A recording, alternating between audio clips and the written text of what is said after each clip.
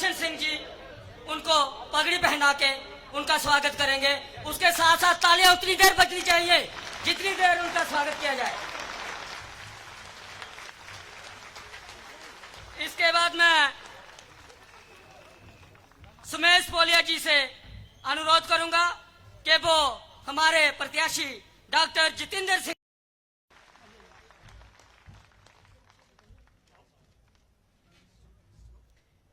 इस महिला मुक्ति की टीम जो है वो श्री राजनाथ सिंह जी का स्वागत करेंगे अपनी पूरी टीम के साथ। जोरदार तालियों से इनका भी स्वागत किया जाए। इसके बाद मैं वेलकम करने के लिए डीडीसी के चेयरमैन कर्नल माल सिंह जी के अनुरोध करूंगा कि वो शाल भेंट करें, जिसको हाल ही में जो है जीआई वो मिला है, टैग मिला है, इसलिए भी जोरदार तालियों का से स्वागत बनता है। जिसकी सारी जो है रहनुमाई उनके साथ मनियाल साहब भी हैं। सारा जो श्रेय है वो डॉक्टर जितेंद्र सिंह जी को जाता है, जिन्होंने इस पेंटिंग को विश्व प्रसिद्ध बना दिया है। उनके लिए जोरदार तालियां। और इसके साथ ही कर्नल माल सिंह जी अभी बसोली की जे हो गया उनका। उसके बाद मैं BJYM हमारी जो पूरी टीम है उनसे अनुरोध करूंगा वे मंच में आए। युवा मोर्चा टीम जो है हमारी,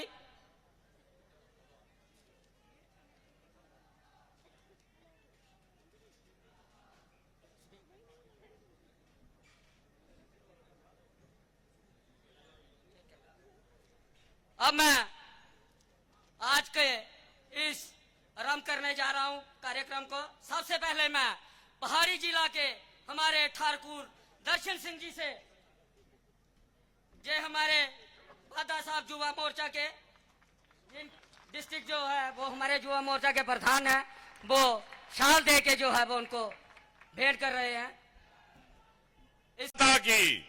भारत माता की देवी देवताओं की इस पावन धरती पर खूबसूरत पश्मीने और सांस्कृतिक चित्रकला के लिए विश्व विख्यात इस बसोली नगरी में रावी के तट पर खड़ा होकर के अभिनंदन करते हैं हम सब।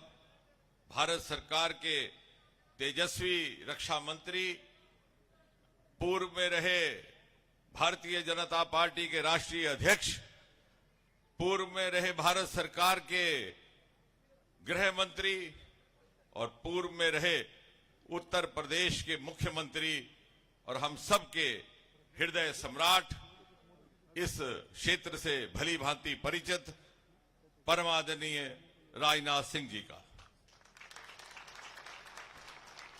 मान्यवर, यहां के लोगों को आपके साथ एक विशेष लगाव है। ये सदा आपके दर्शन के अभिलाषी रहते हैं और सदा आपके स्नेह और आपके प्रेम के मुंतजर।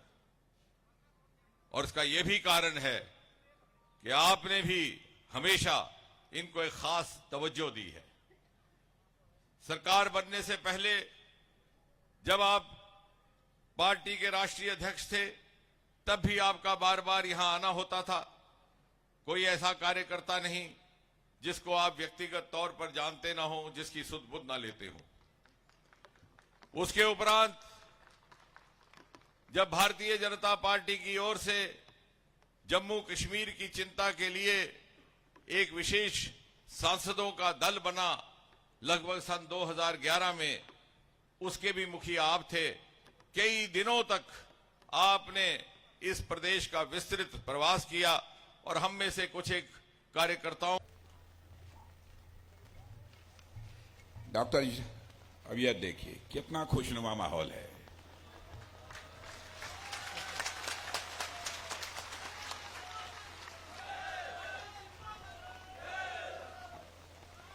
यह डॉक्टर जितेंद्र सिंह जी का करिश्मा है।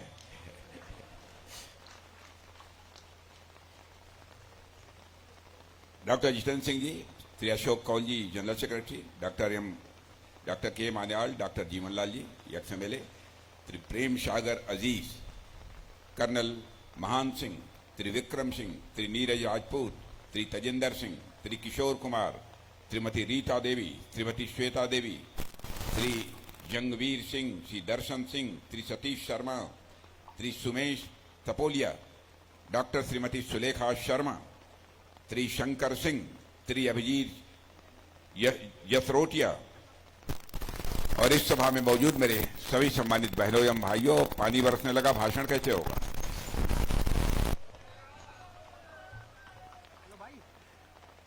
वैसे आप इतना ही कहना चाहूंगा बहनों भाइयों, शायद ये पहली बार इस स्थान पर किसी सार्वजनिक सभा को संबोधित करने के लिए आप लोगों के सामने खड़ा हुआ हूं। वैसे जम्मू कश्मीर के अधिकांश स्थानों पर मेरा जाना हुआ है, वहां की सार्वजनिक सभाओं को भी मैंने संबोधित किया है, लेकिन जम्मू कश्मीर में इस बसोली स्थान पर पहली बार किसी सार्वजनिक सभा को संबोधित करने के लिए आप लोगों के सामने खड़ा हुआ हूं। पहली बार आया हूं, फिर भी आप लोगों ने बहुत ही गर्मजोशी के साथ स्वागत किया है। भारत की परंपरा है और शिष्टाचार का तकाजा भी है। स्वागत, अभिनंदन और सलाम दुआ कभी एक तरफा नहीं होना चाहिए।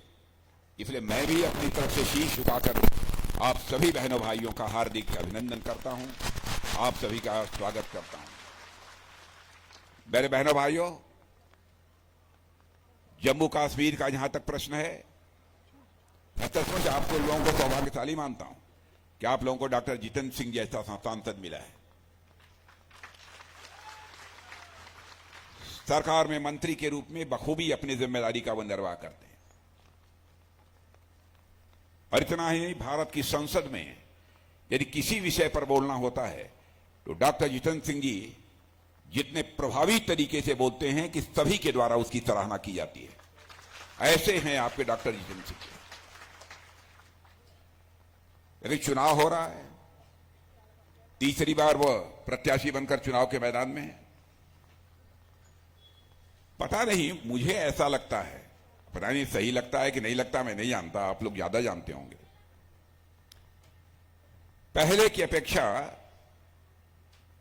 कई भारी मतों से डॉक्टर जितेंद्र सिंह जी आप लोगों के आशीर्वाद से विजय हासिल करने जा रहे हैं।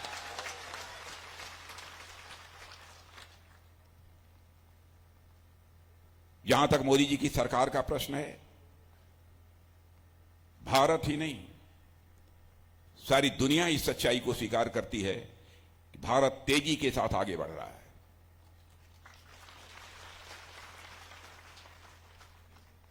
बहनों भाइयों, अंतर्राष्ट्रीय जगत में भारत का कद बढ़ा है।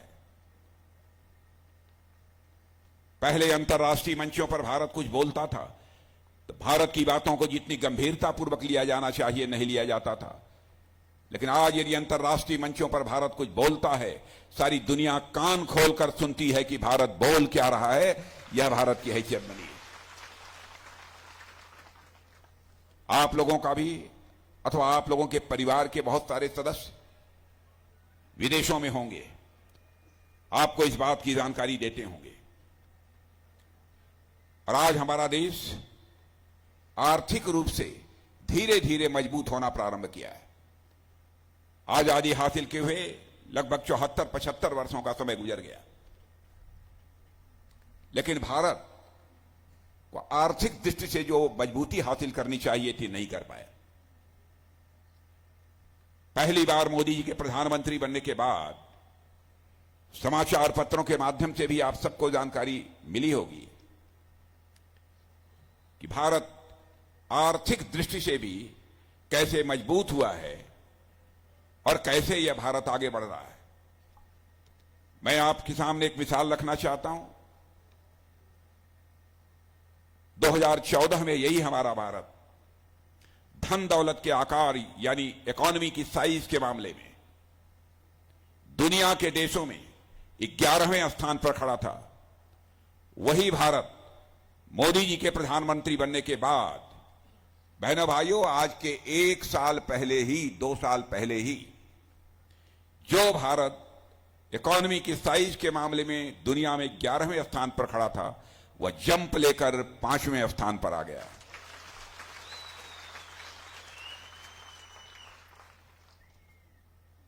और सारी दुनिया के अर्थशास्त्री मानते हैं, दुनिया की जानी मानी फाइनेंशियल फर्म्स भी मानती है, उनका दावा है भारत जिस तेजी के साथ आगे बढ़ रहा है, इस सच्चाई को नकारा नहीं जा सकता कि 2026 समाप्त होने के बाद 2027 आते आते यही भारत इकोनॉमी की साइज या अर्थव्यवस्था के आकार के मामले में दुनिया की टॉप 3 कंट्रीज में आकर खड़ा हो जाएगा।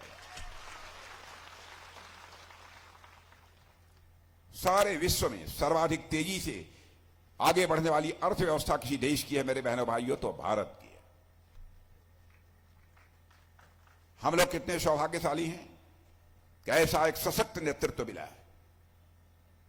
और जिस पार्टी से हम लोग आते हैं, आप लोग भी अच्छी तरह जानते हैं, हम लोग जो कहते हैं वह करते हैं। हमारे कृति और कथन में कभी अंतर नहीं रहा है। मैं समझता हूं आजादी हासिल होने के बाद कांग्रेस के नेताओं ने इस देश की जनता के साथ जितने वादे किए, यदि आंशिक रूप से भी अपने वादों को पूरा कर दिया होता तो आज के 20-25 साल 30 साल पहले ही भारत दुनिया के ताकतवर देशों की कतार में आकर खड़ा हो गया होता। लेकिन उन्होंने कहा कुछ किया कुछ। बराबर अन्य राजनीतिक पार्टियों ने अपने चुनावी घोषणा पत्र जारी किए, बहुत लंबे चौड़े वादे भी जनता से किए, लेकिन सरकारें बन जाने के बाद उन्होंने अपने वादे को पूरा नहीं किया। लेकिन मैं आपसे अपील करना चाहता हूं, बहनों भाइयों, भारतीय जनसंघ के रूप में जब हम लोगों ने यात्रा प्रारंभ की थी, उस समय से लेकर आज तक हमारे चुनावी घोषणा पत्र को उठाकर कोई देख ले। जब सरकार नहीं बनी थी तो उस समय तो नहीं कर पाए, लेकिन हम बार बार कहते रहे जब भी हमारी सरकार बनेगी, इस जम्मू कश्मीर जिसे धारा 370 के तहत एक विशेषाधिकार प्राप्त है, इस धारा 370 को हम समाप्त करेंगे और जम्मू कश्मीर का भी वही दर्जा होगा जो हिंदुस्तान के अन्य राज्यों का दर्जा होगा। हम लोगों ने इसे पूरा किया। हम लोगों ने कहा था, 1984 से नारे लगाते चले आ रहे थे कि रामलला हम आएंगे, मंदिर हम ही बनाएंगे। तो लोग ये कहते थे, हमारे विरोधी दल के लोग, रामलला हम आएंगे, मंदिर वहीं बनाएंगे, लेकिन तारीख नहीं बताएंगे। लेकिन बहनों भाइयों, आपने देखा वो तारीख आ गई है। अयोध्या की धरती पर भद्र राम का मंदिर बनकर तैयार हो गया और 22 जनवरी को ही हमारे प्रधानमंत्री ने उसकी प्राण प्रतिष्ठा कर दी।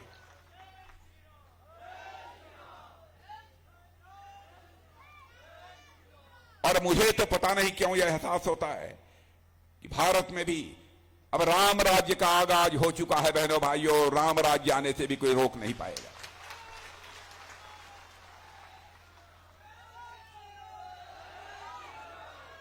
राम राज्य का मतलब क्या होता है? राम राज्य का मतलब लोगों के अंदर कर्तव्य बोध पैदा हो, अपने कर्तव्य के प्रति जागरूकता पैदा हो, अधिकार बोध नहीं। सारा संकट पैदा हुआ था कैकेयी को जब अधिकार बोध हुआ था, शेष सभी लोग जितने थे अपने कर्तव्य का पालन कर रहे थे। ऐसी स्थिति भारत में भी अब धीरे धीरे पैदा हो रही है। जब सरकार में बैठे हुए लोग अपने कर्तव्य का पालन करेंगे, उसे अधिकार समझकर काम नहीं करेंगे, कर्तव्य के प्रति अपने जागरूक रहेंगे, तो सारा हिंदुस्तान, मैं समझता हूं सारे भारत के नागरिक भी धीरे धीरे जागरूक होते जाएंगे, उन्हें कर्तव्य बोध होता जाएगा। और मैं भारतीय जनता पार्टी के संबंध में बतलाना चाहता हूं, हम लोग भी राजनीति करते हैं, हम लोगों के अंदर भी एक कर्तव्य बोध है। हम राजनीति करते हैं तो केवल सरकार बनाने के लिए राजनीति नहीं करते, हम राजनीति करते हैं मेरे बहन भाइयों देश बनाने के लिए हम लोग राजनीति करते हैं। और यह करके मोदी जी के नेतृत्व की सरकार ने दिखा दिया, जो कहा सो किया। हम लोगों ने कहा था नागरिकता कानून पास करेंगे, नागरिकता कानून पास कर दिया। अब इसको लेकर भी लोग गलतफहमी पैदा करने की कोशिश कर रहे हैं कि बहुत सारे लोगों की नागरिकता चली जाएगी। बहनों भाइयों, जो भारत का नागरिक है उसकी नागरिकता किसी भी सूरत में नहीं जाने वाली है। अब एक चीज बची है, यूनिफॉर्म सिविल कोड, इस बार के घोषणा पत्र में हम लोगों ने डंके की चोट पर कहा है 5 वर्षों के अंदर हम यूनिफॉर्म सिविल कोड भी यहां लागू करेंगे।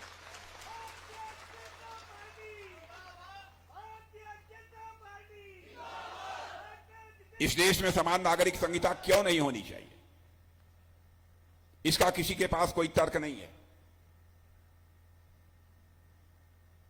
इसीलिए मैं कहता हूं कि जो हम लोगों ने कहा वह किया।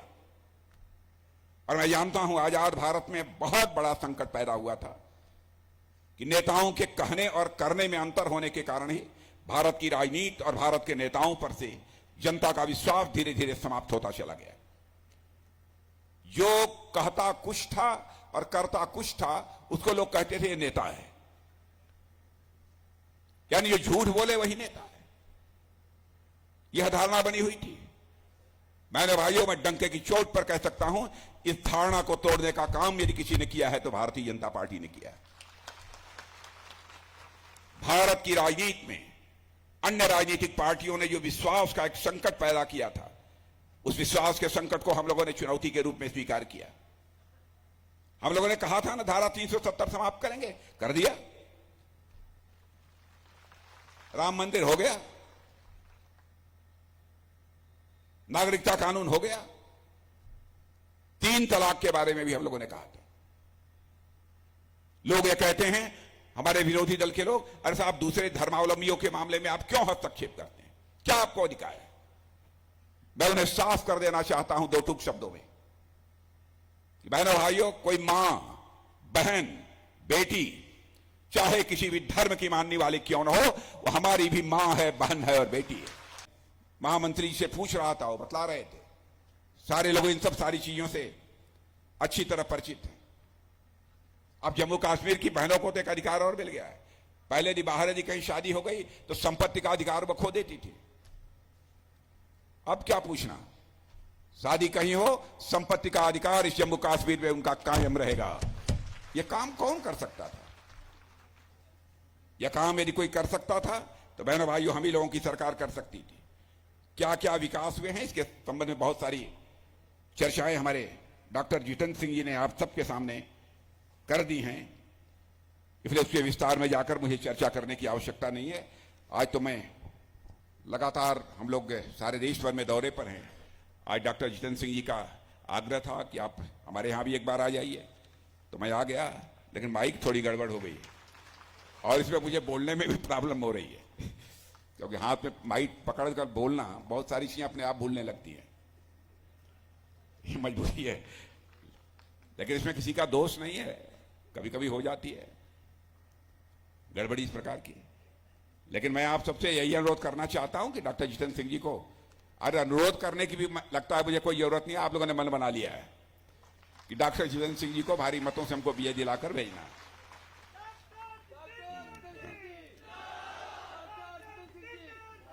और आप ये भी जानते हैं कि डॉक्टर जितेंद्र सिंह जी को आप सांसद बनाते हैं तो केवल सांसद नहीं बनाते हैं, या कुछ और बनते हैं।